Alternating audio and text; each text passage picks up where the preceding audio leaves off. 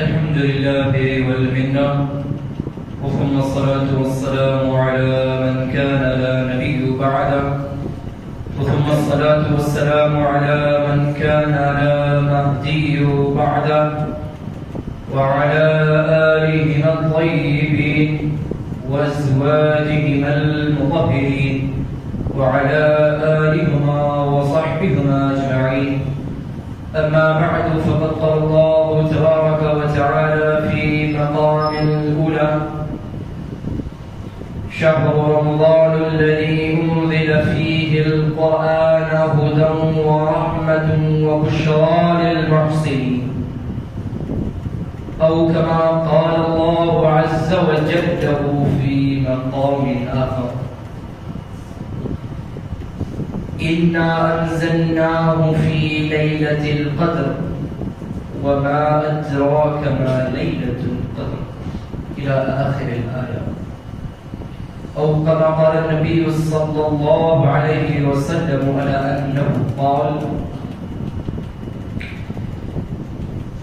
يا معشر المدينة، من صام في شهر رمضان الله يوفيهم أجورهم، أو كما قال الله النبي صلى الله تعالى عليه وسلم: الله يقول: الصوم لي وأنا أجزى به.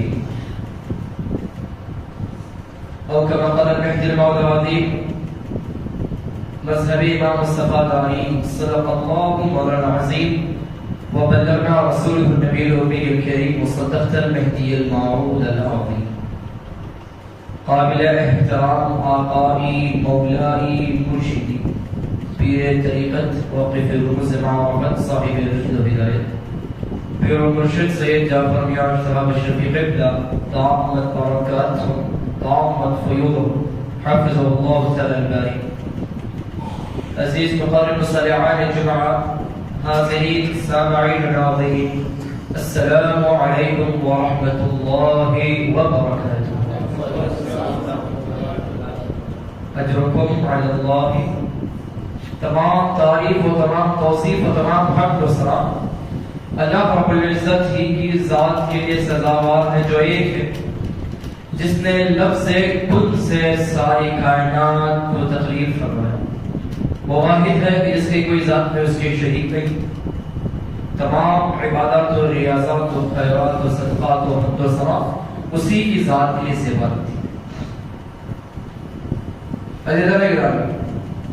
اللہ تبارک و تعالیٰ کا ہم پر ایک نعمہ عظیم، ایک عظیم فضل ہے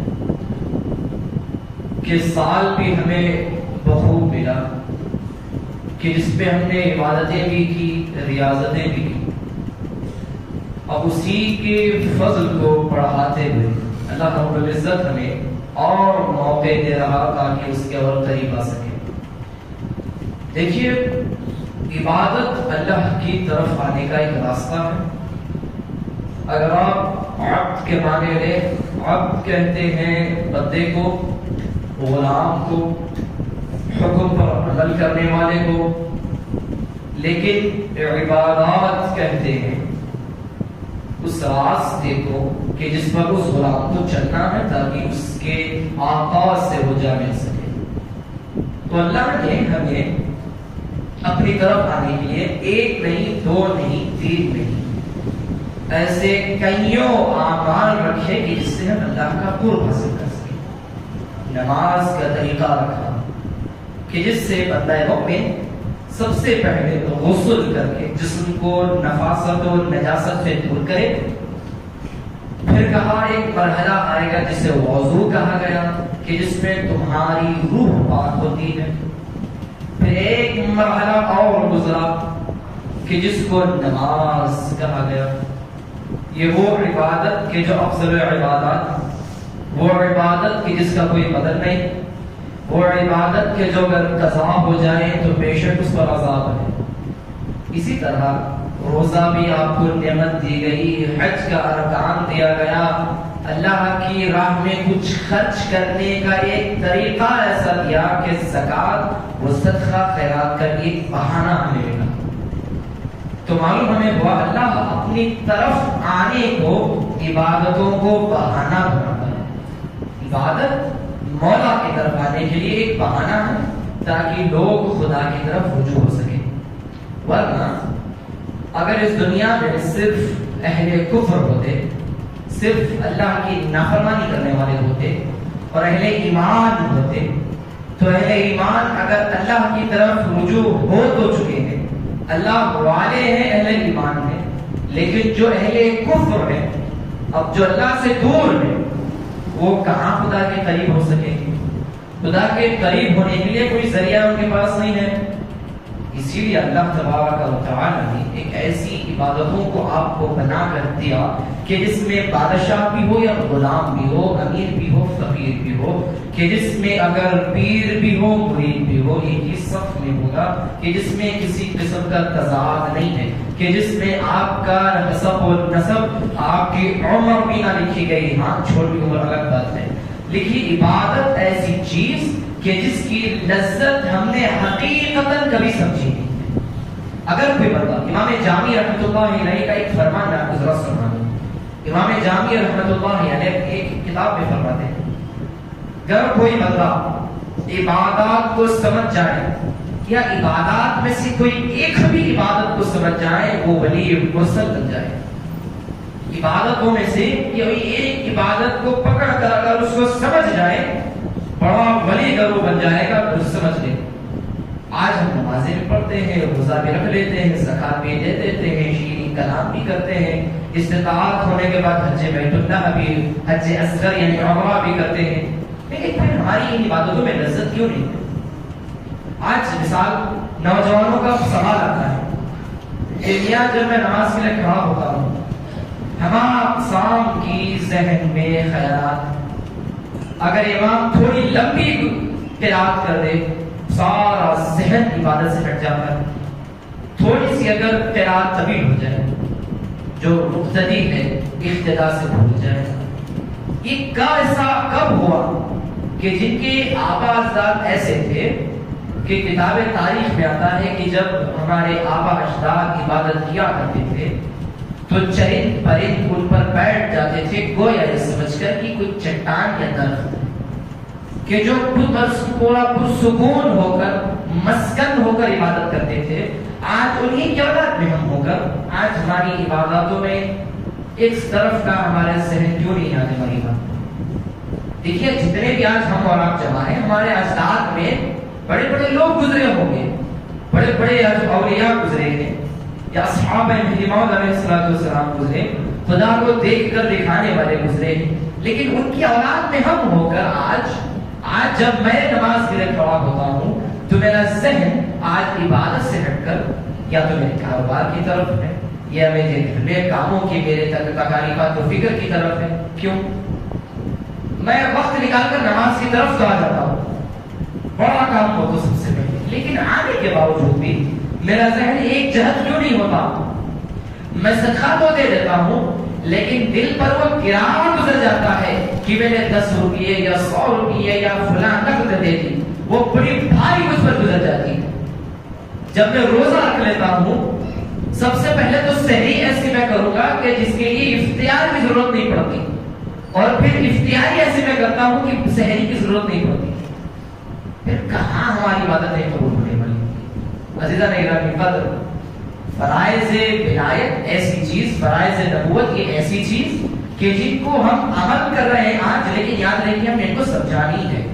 عبادت ہو کہ جب بندہ مصلی پر کھڑا ہوا ہو, جب سب سے پہلا قدم جب مصلی پر رکھے, انی وجہت وجہی للہ, میں توجہ کرتا ہوں اپنی ذات کو خدا کی طرف. یہ دعا آپ سب جانتے ہیں. سب سے پہلا قدم جب ہم مصلی پر رکھے, انی وجہت وجہی للہ فاطر السماوات والارض حنیفا, یہ دعا ہم کثرت سے کرتے ہیں کہ اللہ میں توجہ تیری طرف کرتا ہوں. تو فاطر السماوات والارض ہے, آسمانوں کو چاک کرنے والا ہے, کھول کر اس میں سے بارشیں برسانے والا ہے. فاطر ہے, بادشاہ ہے زمین و آسمانوں کا, لیکن وہ الگ سے کیوں نہیں اترتا؟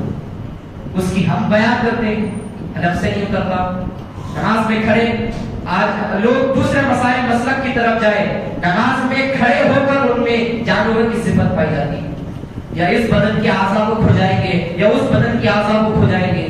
یاد رکھیں نماز ایسی عظیم چیز کہ گویا نبی صلی اللہ علیہ وسلم بیان فرماتے ہیں اگر میرا جسم مجھے ساتھ دیتا ہر نماز میں غسل کر کر معطر ہو کر سرما لگا کر نیا نیا لباس پہن کر مولا کی حضور جاتا، کیونکہ میں اس کی بارگاہ میں جا رہا ہوں۔ اگر جسم مجھے ساتھ دیتا ہر نماز کے لیے علیحدہ غسل کرتا، اتنا معطر ہو جاتا جسم کو، سرما لگا کر نیا نیا لباس پہن کر آتا، کیونکہ نماز بندے کو خدا سے قریب کرتی۔ آپ کہتے ہیں کہ الحمدللہ رب العالمین شروع ہی کی تھی آپ کے خدا کی تعریفوں سے، لیکن آج زبان میں تعریف ہے وہ کبھی حلق سے نہیں اترتی۔ اب اتنی میری گفتگو کی انجام یہ ہے کہ کہاں غلطی ہے کہ میری نماز پرسکون نہیں ہے۔ آج اگر میرے بازو کوئی غلطی کر لے میں باقاعدہ اسے ٹوکوں گا کہ بہتری غلطی ہے، لیکن کبھی ہم نے یہ نہیں سوچا کہ میری ذہن کیسے اس پر چلے گی اس کی غلطی پر۔ کیا میں اتنا احترام سے نماز نہیں پڑھ رہا تھا جو مجھے اس کی غلطی نظر آئی؟ تھا تو یہ کہ آپ خود اپنی عبادت میں مغرور ہوتے، اسے اس کی غلطی پر عذاب ہے، اسے اس کی غلطی پر اسے مارو پوچھیں، لیکن میں اپنی عبادت چھوڑ کر اس کی عبادت کو دیکھتا ہوں کہ اس کی عبادت میں نقص ہے نقص نہیں ہے۔ تو عزیزہ نے گرامی، جب رسول اللہ صلی اللہ علیہ وسلم سے بھی یہ پوچھا گیا کہ رسول اللہ عبادتوں میں سکون نہ ہونے کی وجہ کیا ہے، عبادت میں ایک جہت ہونے کی، اب ایک مثال آپ کو بتاتا ہوں۔ صحیح عبادت خالص کسے کہتے ہیں؟ آپ تمام بغور سے سماعت کریں کیونکہ آپ کے لیے بھی سننا ضروری ہے۔ رسول اللہ صلی اللہ علیہ وسلم فرماتے ہیں خلوص والی نماز وہ ہے کہ جب بندہ تکبیر تحریمہ باندھتا ہے، یعنی تکبیر پہلی تکبیر باندھتا ہے کانوں کی طرف اللہ کی طرف ہاتھوں کو دکھاتے ہوئے اللہ اکبر کے جملے جب دہراتا ہے، تھا تو یہ کہ اس کے ظرف کی وجہ سے اسے وہیں پر خدا کا دیدار ہو جائے۔ پھر خدا کو دیکھنے کے بعد جب وہ اللہ کو دیکھ کر اس کی حمد بیان کرنا شروع کرتا ہے کہ الحمدللہ رب العالمین، ایسے کتاب میں پڑھے جیسا نہ کہے، نہ توتا رٹے جیسا کہے، خدا کو دیکھ کر اس کی حمد کرنے والا ہو۔ اب خود ٹائلی کر کر دیکھیں کہ میری عبادت آج ایسی ہے کیا نہیں ہے، کیا میں اب بھی جو نماز پڑھوں گا جمعہ کی، اس کے بعد کی جو نمازیں پڑھتا ہوں، میری تکبیر تحریمہ کیا مجھے خدا دکھلاتی ہے، کیا مجھے خدا سے ہم کلام کراتی ہے؟ نہیں کراتی نا، تو میرا نسخہ سن لیجیے آپ کے لیے بے شک کارگر ثابت ہوگا۔ ایک ہی نسخہ ہے، دوسرا اور کوئی نہیں ہے، ایک نسخہ جو آپ کی عبادتوں میں خلوص، آپ کی عبادتوں میں ایک سوئی حاصل کرنے والی ہوگی، اور وہ نسخہ یہ ہے کہ نبی کریم صلی اللہ علیہ وسلم سے جب پوچھا گیا کہ یا رسول اللہ میں نماز کثرت سے پڑھتا ہوں، قیام اللیل کرتا ہوں، یعنی رات رات بھر جگا رہتا ہوں یا رسول اللہ، حتیٰ کہ میرے پیر موٹے ہو جاتے ہیں نمازوں کی کثرت سے، لیکن مجھے نماز میں ایک سوئی حاصل نہیں ہوتی، لیکن میرا ذہن نماز میں ایک جگہ نہیں ہوتا یا رسول اللہ، اس کی حکمت کیا ہے؟ مجھے کچھ ایسا عمل بتائیں میں کروں تاکہ میرا ذہن ایک طرف ہو سکے۔ نبی مکرم صلی اللہ علیہ وسلم بیان فرماتے ہیں نمازوں میں ایک جہتی کے لیے، نمازوں میں ایک سوئی حاصل کرنے کے لیے، ذہن بھٹک کر بھٹکنے سے بچنے کے لیے رسول اللہ فرماتے ہیں ایک ہی نسخہ ہے، وہ نسخہ یہ ہے کہ نبی مکرم صلی اللہ علیہ وسلم فرماتے ہیں جب تم مصلی پر پہلا قدم رکھو، تمام اس سے غور سماعت فرمائے، نبی فرماتے ہیں جب تم مصلی پر پہلا قدم رکھو تو ذہن میں یہ بات کو لاؤ کہ اب جو میں نماز پڑھنے والا ہوں یہ میری آخری بھی ہو سکتی ہے، اب اس کے بعد موت مجھے آ بھی سکتی ہے، اور اس نماز کو اچھے سے اچھی میں پڑھ لوں کیونکہ شاید یہ میری آخری ہو سکتی ہے۔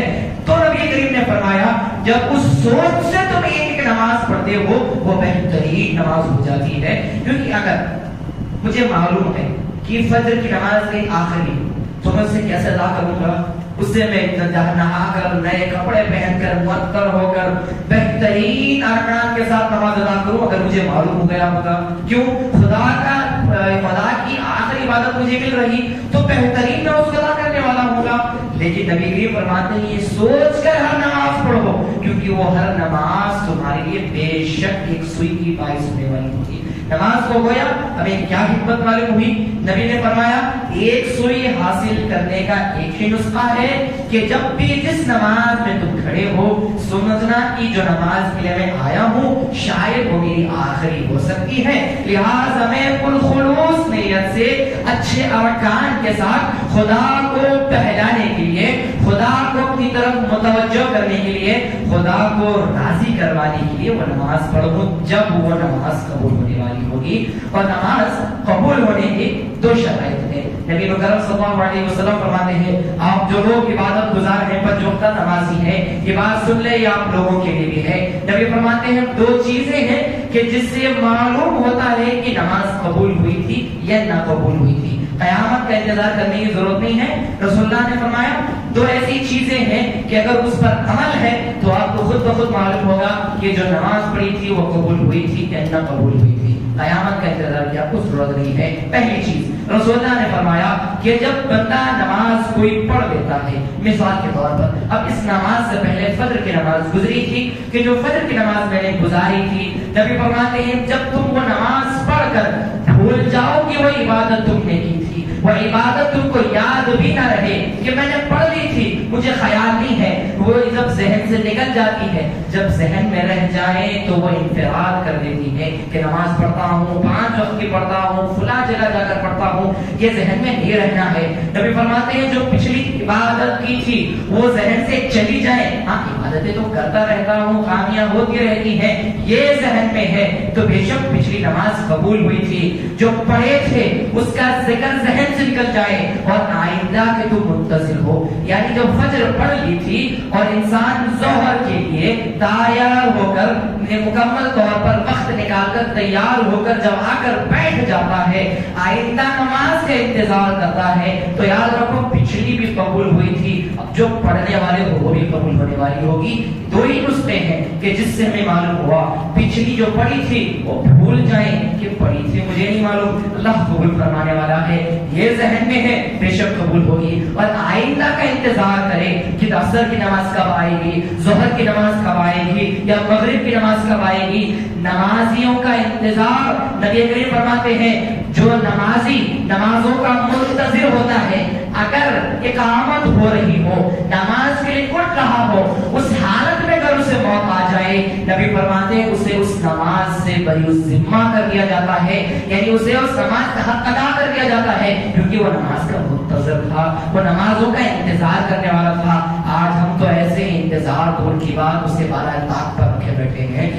عزیزان گرامی قدر، ایک ہی آپ کو ذریعہ خدا کی طرف لوٹنے کا، پھر بھی اسے استعمال نہ کرے، ہماری اس سے بڑی احمقی اور کوئی ہونے والی نہ ہوگی۔ مثال کے طور پر اگر کوئی بچہ امتحان دینے کے لیے گیا ہوا ہے، کچھ سیکھ کر نہیں گیا، اسے کچھ نہیں آتا اس امتحان کے بارے میں، اگر امتحان گاہ میں بیٹھا ہوا ہے، اس کا پرچہ اس کے سامنے ہے، اس نے پرچہ پڑھ لیا، کچھ اسے نہیں آتا، اب بس اسے میں صفت آنے والا ہے، اسے کچھ نہیں آتا، اگر غیب سے کوئی چیز لا کر آپ کو دے دے کہ جس میں اس کے جوابات لکھے ہیں، آنسر لکھے ہیں، وہ بچہ خوش ہو جائے گا، اس میں سارے اس کے آنسرز ہیں، تو معلوم ہوا ایک چھوٹا سا فرق آپ کے امتحان میں کامیابی کا ذریعہ بننے والا ہوگا۔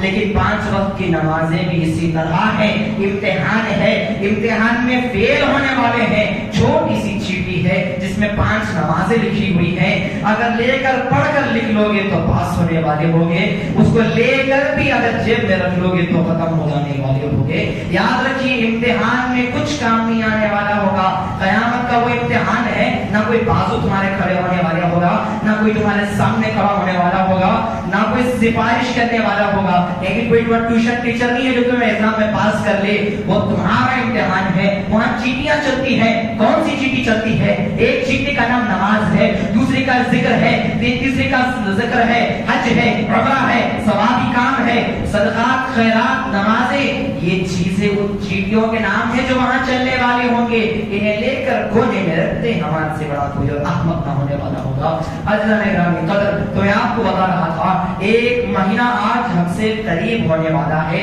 چند دن بعد یا شاید 5 یا 6 دن بعد ایک مہینہ ہم سے بے انتہا قریب ہونے والا ہے کہ جس مہینے کے تعلق سے رسول اللہ صلی اللہ علیہ وسلم فرماتے ہیں یہ وہ مہینہ ہے کہ جس مہینے میں جو نمازی ہوتا ہے، اس مہینے میں جو رمضان کے مہینے میں مر بھی جائے، رسول اللہ فرماتے ہیں من مات فی ھذہ الشہر رمضان، کہ جو شہر رمضان کے مہینے میں فوت ہو جاتا ہے، لا یوجہ لا یوزر لا یاخرہ یوم القیامہ، قیامت کے دن سے حساب و کتاب نہ ہونے والا ہوگا جو رمضان کے مہینے میں فوت ہو جاتا ہے۔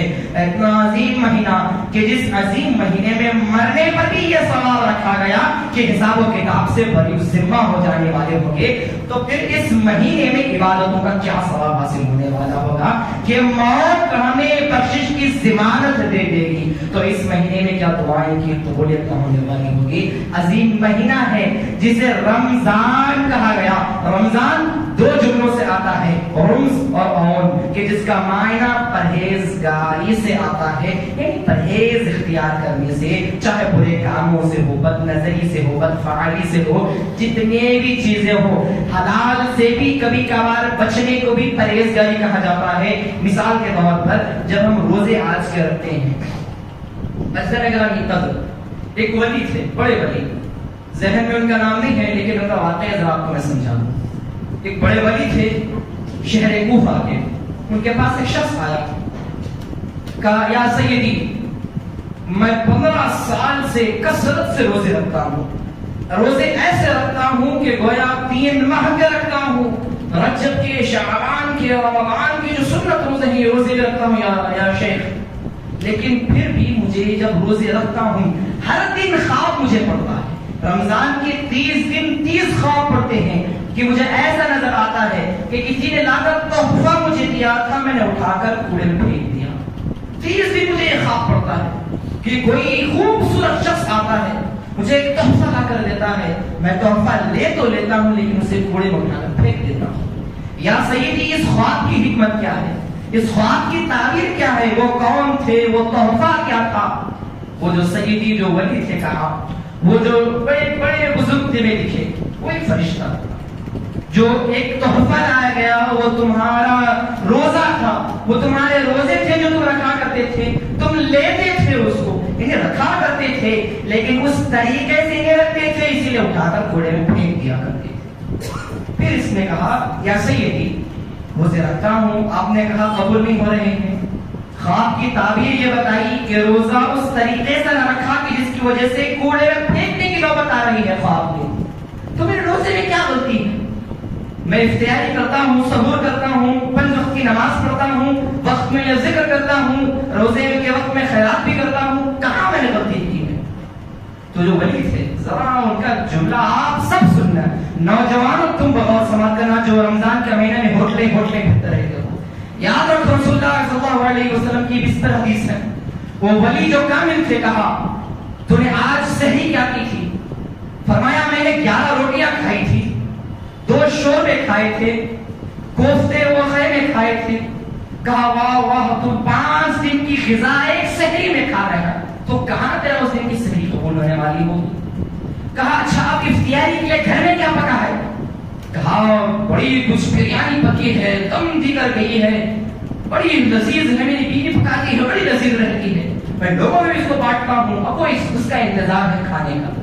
کہا جب سحری بھی تیری احمقوں کی گزری تھی، افطار بھی تیری بھوکوں کی گزری تھی، کہاں تیرا روزہ قبول ہونے والا ہوگا؟ کہا تو کیا سحری نہیں کروں، افطاری بھی نہ کروں، کیا کھانا پینا جائز نہیں ہے سحری افطاری میں؟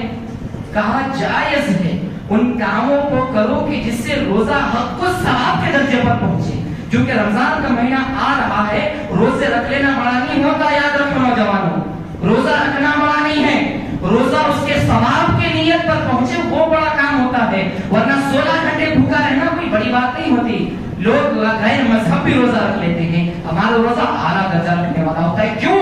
فرق ہے اس میں۔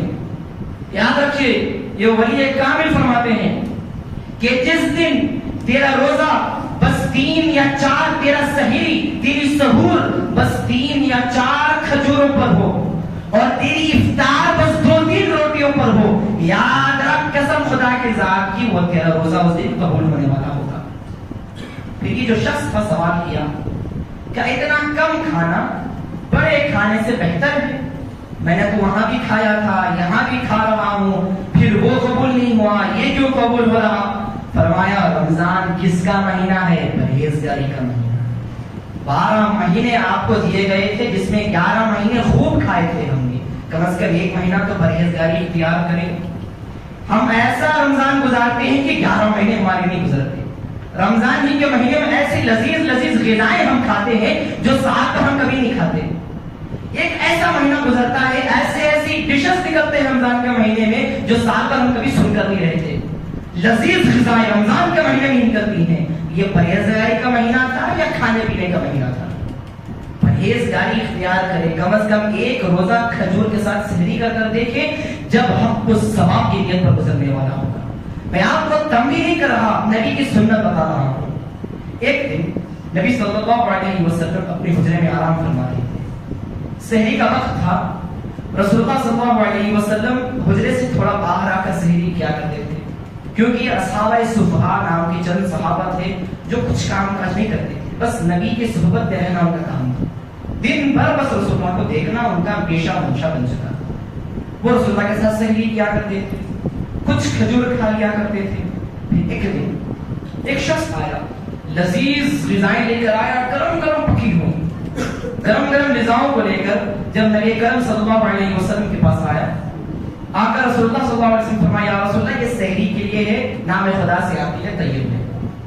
رسول اللہ صلی اللہ علیہ وسلم نے صحابہ کو اس چیزوں کو جو خاص چیز کی بانٹ دیا، جو کھانے کی تھی بانٹ دیا، اور ایک لقمہ بھی آپ نے اس میں سے استعمال کر کے نہیں کھایا۔ حضرت جابر رضی اللہ تعالیٰ عنہ فرماتے ہیں، یا رسول اللہ یہ جو غذا تھی اس نے کہا بھی تھا نام خدا سے طیب ہے، پاک ہے، آپ نے پھر بھی اس کو نوش نہ کیا، کہا میں پرہیزگار اختیار کرنے والا ہوں، کہاں لذیذ غذائیں سحری کے وقت میں کھایا کرو۔ یاد رکھیے جیسی سحری ہے ویسا روزہ گزرنے والا ہوگا۔ آج ہم روزوں کو ایسا سمجھ بیٹھے ہیں کہ ہماری غذائیں لذیذ لذیذ دسترخوانے بچھی ہوئی کہ جس میں ہمارا سال کے کھانے ہمارے پاس ہیں۔ یاد رکھو تم اس نبی کی امت والے ہو کہ جو ایک کھجور پر سحری کیا کرتا تھا، تم اس نبی کی امت میں سے ہو یا شاید اولاد میں سے ہو کہ جس کی سحور اور فطور یعنی سحری اور افطاری ایسی گزری کرتی تھی کہ جس کا کبھی دسترخوان گھر میں نہیں بچتا تھا، کہ جو ہاتھ میں جو کھجور لے لے اس کی سحری وہ ہوا کرتی تھی، کہ کبھی کبھار اگر کچھ مشروبہ لے لے تو اس کی افطاری وہ ہوا کرتی تھی۔ عزیزان گرامی قدر کس کو دکھانے کے لیے؟ ہاں کھلانا ثواب ہے، کھلانا بے شک عظیم ثواب ہے، لیکن عزیزان گرامی قدر وہ نیت آپ رکھیں۔ آپ دکھانے کے لیے کھانے کھلاتے ہیں، مسجدوں میں لذیذ غذائیں بیچی جاتی ہیں، کس نیت سے؟ میں نے کھلایا، میں نے فلاں پکا کر بھیجا تھا، فلاں چیزیں بھیجا تھا، کہنے کا میرا مقصد یہ ہے قدر مہینہ شروع ہونے والا ہے چند دنوں میں، پرہیزگاری کیا ہے؟ پرہیزگاری اختیار کرے ورنہ رکھ کر بھی فائدہ حاصل نہیں ہونے والا۔ رمضان وہ مہینہ کہ جس میں پرہیزگاری اختیار کرنا فرض ہے۔ آج بچے کیسے ہو جاتے ہیں، جو میں نے مدرسے کے زمانے میں بھی دیکھا تھا حیدرآباد کے شہر میں، جو آنکھوں سے ہم نے آپ کو آنکھوں دیکھا حال میں آپ کو بتاؤں، ہماری ہی قوم کے لوگ بچے سحری کے وقت سحری کر لیتے ہیں۔ یہ واقعہ نوجوانوں کو سب سننا، بچے سحری کرتے ہیں، جو ہم نے آنکھوں سے دیکھا تھا، آپ کو میں حال بتا رہا ہوں، لوگ نوجوان سحری کر لیتے ہیں، سحری کر نیند ایسی گزارتے ہیں، دوبارہ افطاری کوٹتے ہیں، پھر افطاری کوٹ کر کھانا لذیذ غذائیں کھا کر ہوٹلے پھرتے رہتے ہیں کہ یہاں یہ چیز اسپیشل ہے، وہاں وہ چیز اچھی ہے، وہاں وہ چیز اچھی ہے، در بدر پھرتے رہتے ہیں کھانوں کے لیے، اور جب سحری کا وقت آتا ہے کھا کر دوبارہ سو جاتے ہیں۔ یاد رکھ عزیزان گرامی قدر کیا یہ روزہ میرا قبول ہو؟ کھانا فرض تھا مجھ پر، کیا عبادت فرض کی مجھ پر تھا؟ تو یہ اگر کھانا مس ہو جائے تو اس عبادت فرض کی مجھ پر، لیکن یہاں ہو تو ایسا رہا کہ کھانا فرض ہو چکا ہے، نماز ہماری طاقت ہوگی۔ یاد رکھیے آپ نے بچپن میں سنا ہوگا کہ نماز نہ پڑھا ہوا روزہ برہنہ جاتا ہے، بچپن میں آپ نے سنا ہوگا، سچ ہے جھوٹی بات نہیں ہے، یہ سنن نسائی کی روایت ہے۔ رسول اللہ نے فرمایا وہ روزہ کہ جس کے ساتھ عبادت نہ ہو برہنہ اٹھایا جاتا، کہ جس میں عبادت نہ ہو برہنہ اٹھایا جاتا ہے۔ نبی فرماتے ہیں جس نے روزہ رکھا، فجر کی نماز پڑھی، اس نے اس کے روزے کو امامہ پہنایا ہے، پگڑی پہنایا ہے۔ پھر فرمائے جس نے اس دن ظہر کی نماز پڑھی ہے، اس نے اس کے روزے کو جامہ پہنایا ہے، ٹوپ یا جھبا پہنایا ہے۔ پھر فرمائے جس نے نماز عصر گزاری ہے، اس نے اس کی نماز کو پاجامہ پہنایا ہے، یعنی پائتن پہنایا ہے۔ پھر فرمائے جس نے اس دن کی نماز مغرب گزاری ہے، اس نے اس کیا ہے، خوشبو لگائی ہے. تو ایک صحابی نے فرمایا یا رسول اللہ عشاء بھی تو تھی، عشاء نے کیا کیا؟ فرمایا عشاء وہ نماز ہے جس میں بندہ اپنی عبادت کو ایسی بنا دیتا ہے کہ اب وہ قبول ہونے کے درجے پر پہنچ جاتی ہے. جو نماز عشاء گزارتا ہے بے شک قبول ہونے کے درجے پر پہنچ جاتی ہے. آج در بدر بھٹک کر نیند میں ظہر اثر اٹھتے ہیں، ہم نماز ہماری پڑھانا اٹھائی جاتی ہے. ہنسنے کی بات نہیں ہے، روایت رسول اللہ کی فرمان کے مطابق ہے. تو یاد رکھیے، بتانے کی بات آپ کو یہ تھی کہ رمضان کا مہینہ ایک ہی ہے اور دوسرے ہر سال آنے والے ہیں، لیکن سال میں ہر بار آنے والے نہیں ہیں، سال ہر سال آنے والے ہیں. شاید یہ رمضان گزرے تو اگلا مجھ پر ہی آنے والا ہوگا یا کسی پر آنے والا نہ ہوگا. موقع کم ہوتے ہیں خدا کی طرف لوٹنے کے لیے. اللہ فرماتا ہے قرآن میں وَمَن يَسْتَجِيبُ إِلَى اللَّهِ يَدْعُوهُ إِلَى اللَّهِ کہ وہ لوگ جو میری طرف آنے کے موقع کبھی نہیں چھوڑتے، بے شک میں ان کا ہاتھ قیامت دن تھامنے والا ہوں گا. جو میری طرف آنے کے راستوں کو پکڑتے ہیں، موقع نہیں چھوڑتے میرے راستوں کو پکڑنے کے لیے، میں ان کا ہاتھ تھامنے والا ہوں گا قیامت کے دن. آج موقع ہم سب کو معلوم ہے، رمضان کا ہے، روزے ہیں، صدقات ہیں، ہم چھوڑتے چلے جاتے ہیں. تو بہرحال یاد رکھیں عظیم مہینہ کہ جس مہینے کے تعلق سے رسول اللہ تمہارے نبی فرماتے ہیں رمضان کا ایک مہینہ کہ جس مہینے کے 30 دن 5 نمازیں ہر دن کے ایک سجدہ 70 سجدوں کے ثواب کے درجے پر پہنچنے والا ہوگا. اس مہینے میں 1 دینار خرچ کیا 70 دینار کا ثواب دیا جائے گا. اس مہینے میں کسی کو ایک اچھا کام کرنا 70 نیکیوں والا کام دیا جائے گا. پھر بھی ہم نہ کریں، ہم سے بڑا احمد کوئی نہ ہوگا. میں اللہ تبارک و تعالیٰ سے اتنی دعا فرماتا ہوں مولا جو مہینہ عظیم اب ہم پر قریب ہونے والا ہے، اے مولا جو رمضان المکرم رمضان کریم ہم پر آنے والا ہے، کریم کہتے ہیں کرم کرنے والے کو، جو رمضان ہم پر کرم کرنے والا ہے مولا تجھ سے اتنی ہی التجا ہے اے اللہ ہمیں خلوص کے ساتھ صحیح روزے رکھنے کی توفیق عطا فرما. اے اللہ اس ماہ میں جو عظیم ماہ ہے اے اللہ اس مہینے میں ہمیں حق الثواب کی نیت سے عبادتوں کو کرنے کی توفیق عطا فرما. اے اللہ اس ماہ میں جو نیکیوں کے کام ہم کریں اے اللہ تو اپنے فضل سے تمام نیکیوں کو درجہ قبولیت عطا فرما. اے اللہ ہمیں تو جتنا ہم اجر کرتے ہیں تیرے فضل سے جو گناہیں ہیں تمام گناہوں کے اس ماہ میں ہم گناہوں سے ہم کو معاف فرما. آئندہ کرنے کی توفیق ہم کو اچھے نیکوکاروں کی توفیق عطا فرما. آمین. واخر دعوانا الحمدللہ رب العالمین.